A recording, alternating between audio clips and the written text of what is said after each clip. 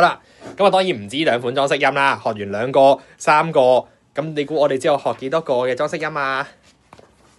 有2有3，當然就有4啦。OK， 好啦，但係咧4同5都係有可能嘅嚇。OK， 4同5嘅話咧，嗰款裝飾音咧，我哋叫佢做 turn。OK， 呢個見到呢個好似 S 型咁樣擺喺樓上咧。OK， 呢個叫 upper turn。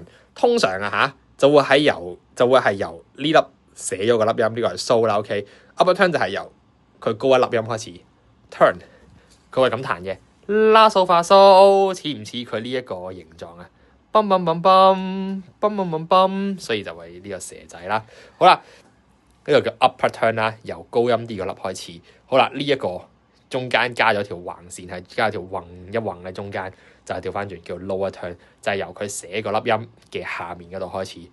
發數啦數，發數啦數 ，upper turn 啦數發數 ，lower turn 發數啦數。OK， 係咁樣嘅，但係你話死啦，唔識彈啊，咁點算啊？咁你就記啦。OK， 佢係由4粒或者5粒組成嘅。你見到個題目框住4粒音或者5粒音咧，佢就一定係 turn。OK， 考翻你前面，如果框住3粒音嘅話，係邊款啊 ？M 字頭嘅，摩咩啊？摩咩啊？摩，你又真係齋聽唔記喎。3粒音組成叫咩名啊？摩。咁如果2粒音組成咧，或者是啊 ，OK， 總之都記得啦 ，OK， 總之 A 字頭嗰兩個啦，一定係2粒音 ，OK。咁3粒音叫咩名話 ？Yes， more 啦 ，M more than，OK。咁4粒音咧 ，T 字頭嘅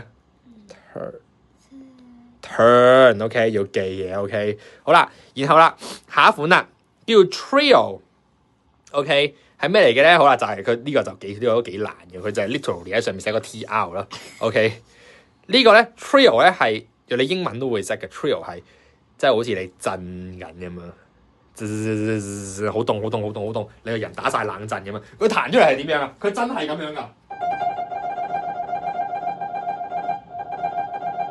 呢個就叫 trio 啦，喺邊度震 ？OK， 所以啦。呢個 trio 你震啊嘛，會震一震就完咗啦，唔係打個尿震啊！你真係好凍，你係咁喺度 shaking 震緊嘅，所以佢特別多音嘅。OK， 你見到佢特別多音，佢就係 trio 咯。OK， 4粒或者5粒佢就係 turn，3粒佢就係 modern， 2粒佢就係阿婆或者阿士。OK， 咁啊最後呢個咧你大概就要識啫，佢通常好少考嘅 arpeggiation 即係咩意思咧？即係話咧我而家彈嗰時咧，我唔成個撳落去啦，我將佢變成分翻開。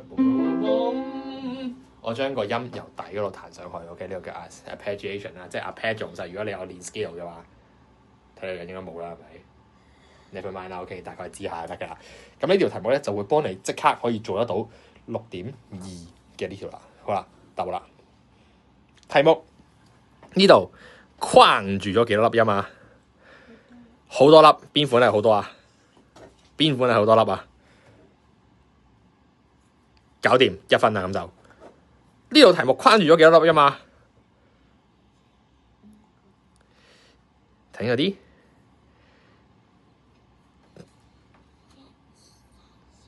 4個，好4個，邊個係4個？不如咁問你啊，呢個係幾多個啊？呢個幾多個啊？2個。呢個幾多個？即係咩？4個。呢個咧？6個，好多個。呢個咧？3個。咁而家佢框住咗4個，邊個答案？做完又1分，送俾你嘅 OK， 所以呢2個唔好甩啦嚇，真係送嘅 OK。